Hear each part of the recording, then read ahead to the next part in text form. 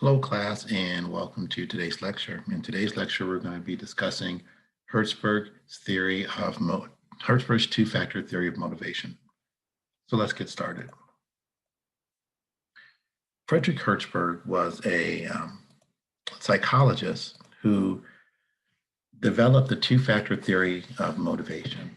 Previously, scholars thought that the theory of motivation for employees was pretty simple, and that satisfied employees were more motivated, and then less satisfied employees or dissatisfied employees were less motivated. Herzberg's theory proposes a slightly more complex model. It stems from the data he collected in a set of interviews with 203 engineers and accountants in the Pittsburgh area. After analyzing this information, he noticed a pattern. Specifically, he found that job characteristics related to what an individual does, that is the nature of the work that he or she performs, apparently has the capacity to encourage things like needs for achievement, competency, status, personal growth, and self-actualization, thereby making the individuals happy. So the general takeaway from this is that when an employee has the ability to feel achievement, competency, a sense of status or personal growth or personal worth, then it leads directly to them feeling happy about themselves or happy certainly about the situation that caused those particular benefits. Additionally, the absence of such gratifying features in a job did not necessarily lead to unhappiness or dissatisfaction. So this was a one-way directional outcome. When these things were present, people tend to be more satisfied, or they had the capacity to become more satisfied. He learned that dissatisfaction results from unfavorable assessments of job-related factors. So elements or components about the job which cause people to feel unhappy, such as maybe poor supervision, inappropriate company policies, technical problems, salary not getting paid enough, interpersonal relations with other people in the job. These things, conversely, made people feel dissatisfied. However, when these things were present and operating as they're supposed to, they didn't necessarily lead to job satisfaction. So this led Herzberg to come up with two factors. And he argued that when it comes to job satisfaction, that there were motivators and there are hygiene factors. And motivators are elements of the job that can increase job satisfaction. And specifically, there are things like employee recognition, opportunities for growth and advancement, opportunities to grow as an individual within the job, the level of interestingness of the work, et cetera, et cetera. And he also argued that there are hygiene factors in which he says these hygiene factors don't cause people to feel properly motivated to do well. Instead, they take away from the satisfaction of the job. They make employees feel dissatisfied when they are not done successfully. And the emergence of the two-factor model now exists: hygiene factors and motivational factors. Here's some examples of each. So hygiene factors would be the salary a person is paid, technical supervision, interpersonal work relations, company policies, etc. Think of it this way. If you went to go work for a company and you're supposed to get paid every 2 weeks, however, the pay is not coming on that 2-week schedule. Instead, it comes maybe 3 weeks this time, maybe it comes 1 week the next time, and maybe it comes 4 weeks another time. It's really intermittent, but you're supposed to get paid every 2 weeks. Well, that would make employees feel extremely dissatisfied very quickly. Let's take another example. Let's say you go to work as a cashier at a local drugstore, and you get there and you don't have a cash register to work with. They tell you instead you're going to count all the money out and do all the math by hand and make change by hand for the customers. So you're a cashier, but you have no cash register. Well, this would make people feel very dissatisfied and likely to quit. This ties into the idea of psychological contracts, in that many of the things that are hygiene factors are in fact psychological contract expectations. And when they're not present or not done correctly, they can represent a fairly significant breach. And there's a whole lot of negative outcomes that can result because of a psychological breach, which is directly tied to, in this case, poor job satisfaction.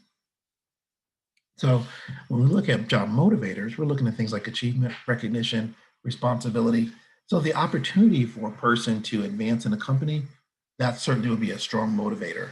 But if that opportunity wasn't there, especially if it was communicated in the beginning, then it would not necessarily cause extreme job dissatisfaction. Or if the work itself, is being recognized, if you're getting some type of recognition for a job well done, that obviously can make people feel more motivated and want to work harder. But if they're not being recognized, it doesn't necessarily make them feel dissatisfied with the job. So Herzberg really categorizes components of the jobs in two categories: hygiene factors and job motivators. And hygiene factors are directly related to dissatisfaction, and when not properly addressed, can lead to extreme dissatisfaction and psychological breaches. And motivators, when they're not addressed, they don't necessarily lead to satisfaction, but they can lead to lack of motivation, or people are not as motivated as they could be or should be within the job. Now, here's an example. I kind of put this in here for fun, but I think it makes a lot of sense. And it's just a very practical example of Hertzberg's in kind of the real world. So here's the situation.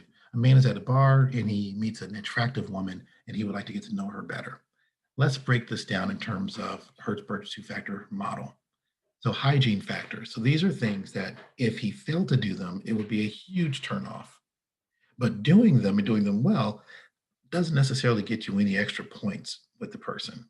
In motivators, these are things that you don't expect everybody to have, but if you have them, they're a big plus. They can get you a lot further down the road. Okay, so hygiene factors. Did you take a bath today? Did you brush your teeth? Are the clothes you're wearing clean? Do you handle your responsibilities? You met the person at a bar. Did you pay your bar bill? Right? These are basic things that we would expect everybody to know and do. And that's kind of the idea behind hygiene factors.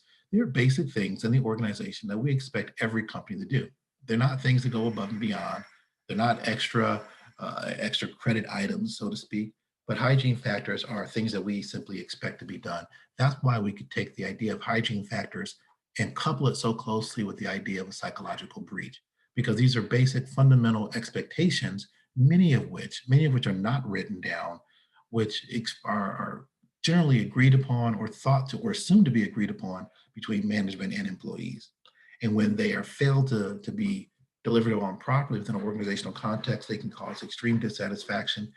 They can cause all the negative responses that come to along with a psychological breach, such as people quitting the job, sabotage, gossip, and other sorts of negative outcomes. Motivators, on the other hand, are things like, for the situation would be he has a prestigious, well-paying job. Maybe the individual is famous, or maybe the guy is extremely handsome. He's very generous. He offers to pay for her food or her bar bill. He owns the bar, right? He loves to travel, or he's very family oriented. So he loves his mom. And these are elements that we would say are motivating factors. When the woman in the bar learns some of these factors about the guy, she herself is motivated to get to know him better. So things go a little bit further along in the right direction that the man would like for it to go. So we call these motivating factors. If these things were not present, it doesn't mean that there would not be any interest from the female. However, having these items present does mean that the odds of her being interested increases.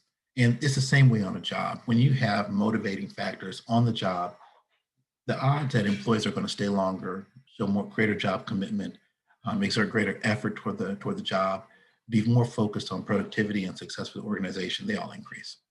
However, to not have those motivators present, according to this particular theory, doesn't mean that the employees won't stay around and work hard. It just means that the motivational level for them to do so is not as high as it possibly could be. Well, that's our review of Herzberg's two-factor theory. If there's any questions, be sure to shoot me an email. Thank you and have a good day.